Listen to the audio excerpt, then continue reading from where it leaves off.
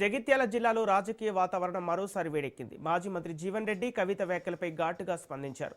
తెలంగాణ ఉద్యమంలో కేసీఆర్ పాత్రను మరిచిపోవటం బాధాకరమని కవిత విమర్శలు తప్పుపట్టారు. రాష్ట్ర సాధనలో కేసీఆర్ కీలక పాత్ర పోషించారని, కాళేశ్వర ప్రాజెక్టు నుంచి రైతు బీమా వరకు అనేక సంక్షేమ కార్యక్రమాలు ఆయన నాయకత్వంలోనే సాధ్యమయ్యాయని గుర్తు చేశారు.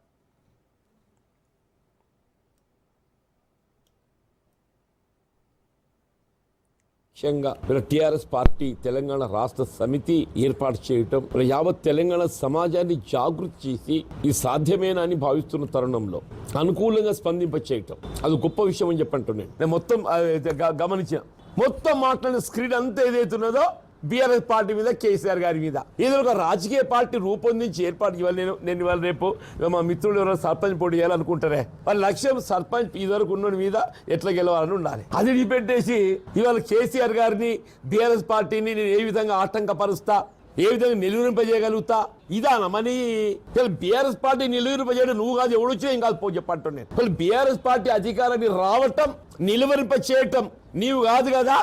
రేవంత్ రెడ్డి అయిపోయింది పని. ఏమైపోతుంది, రేవంత్ రెడ్డి గారి బి టీమ్ గా తయారవుతుందా? రేవంత్ రెడ్డి గారి యొక్క ఆలోచనకు రూపకల్పన చేసే విధంగా బి టీమ్ ను రంగంలో తీసుకుని కనబడుతుంది. నువ్వు ఏ టీమ్ తో కానీ బి టీమ్ తో అవుతుందా? గేమ్ లో ఏ టీం అనుకుంటారు, ఏ టీమ్ తో కానీ బి టీమ్ తో అవుతుందా? అది కాదమ్మా. ముందు అందరి లక్ష్యం ఒకటి చేసుకుందాం. ముందు ఏదైతుందో ఈ రాష్ట్రాన్ని పట్టిన శని పీడ విరగడే విధంగా ఆ రేవంత్ రెడ్డి ఆయన తొలగించడానికి కొరకు ఏదైతుందో ప్రయత్నం చేద్దాం. చెయ్యి, నువ్వు కూడా యుద్ధం చేయి ప్రతిపక్ష పార్టీగా, సంతోషపడతాం.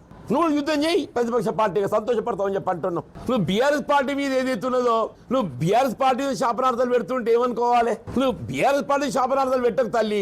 రాష్ట్రంలో అధికారంలో ఉన్నది రేవంత్ రెడ్డి గారు. ఈ రాష్ట్రానికి ఏదైతుందో అది నిజంగా మంచి చేస్తే సంతోషపడదుమే. నిజంగా మంచి చేస్తామని మంచి చేస్తూ ఒక రెండు చెప్తారు. మహాలక్ష్మి పాపం ఆర్టీసీ కార్మికులతో శంకర్ గౌడ్ బలైపోయిండే. ఆ నిధులు సక్రమంగా ఇచ్చి ఉండున్నట్టయితే ఆర్టీసీ కార్మికులు ఉద్యమించేది కాదు, శంకర్ గౌడ్ బలయ్యేది కాదు. తెలంగాణ రాష్ట్ర ఏర్పాటు